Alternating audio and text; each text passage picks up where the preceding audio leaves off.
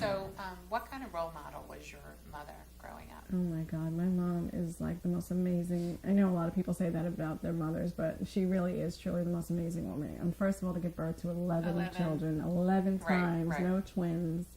She stayed home. She made our clothes. She made our, She made your clothes. She was so creative. And that's why I think a lot of us in the family are creative, because instead of going out and buying, she never drove. So instead of going out and buying toys, she would sit down and we'd get the water and the flour and the food dye and we'd make clay.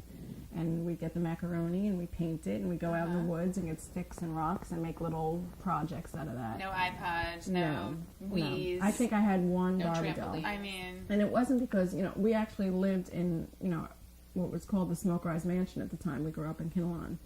And you would think that we were just, toys all over the place, but I had one Barbie doll. And the rest was like, be creative, use your imagination, figure it out, go into the woods and find those sticks and let's paint them and let's do this. And she's an artist herself. So it was just, for me, it was such a great upbringing because it really made us use our brains instead of being a mush in front of, a computer. And that's what I hate.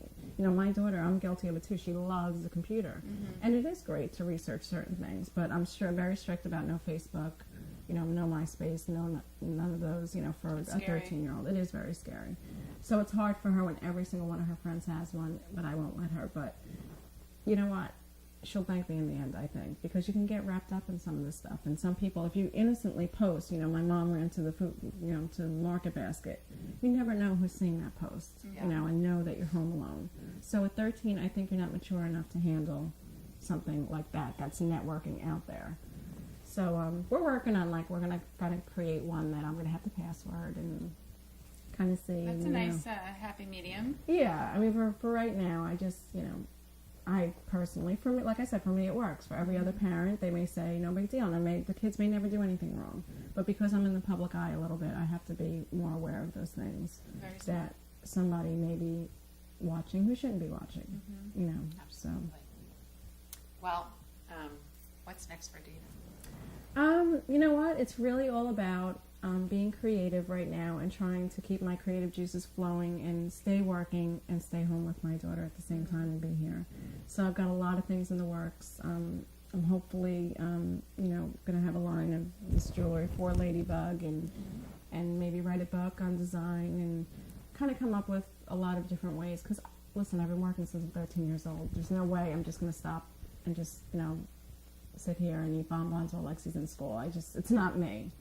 You're a great role model, I have to say. Yes. We have to say, yes. Yeah, so, it's just ways of being creative and keeping those juices flowing and staying in it and being, sometimes in the creative field, if you lay too low, you kind of miss what's going on in the world, in the industry. And I don't want to do that either. So I'm working on it. I'm, working on different ways of staying in it all, but just being here for my daughter, which is number one. Do you have any sort of last words of advice for the working moms or the return to work moms in the butterfly community?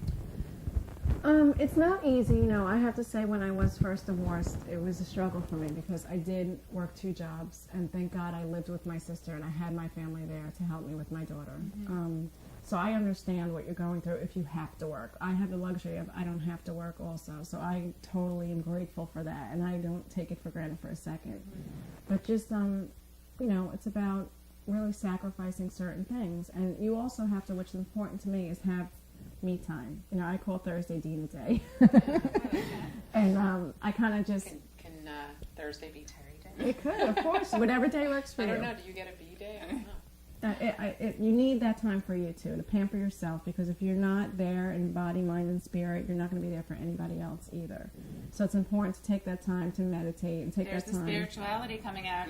But it's true. It really is true. I've learned that if you don't take care of you, then how can you possibly take care of everything else? So I do take that one day, and it's, Lex today, Lex, fortunately, she has her dad that she does go to, but sometimes she doesn't. I'll get a sitter, and if I have to give up getting my hair blown out, for a couple of weeks to pay for that sitter here and there, that's what I do. And it's about sacrifice, but it's also about taking care of yourself. So the best advice I can give, is don't feel like you have to give all of you. You need to take care of yourself, and you need to take that time, even if it's 1 o'clock in the morning, to sit there and meditate and put a face mask on and put your, feet and Put your ladybug stuff. exactly. I have that little machine that rubs your feet. You know, and Yes. I kind of do that. And I'm all crazy if anyone saw what I look like answering my emails. But you know what? I feel great. That's all that matters. That's all that matters. So that's my best advice is don't forget about you. Because it's Love really that. important.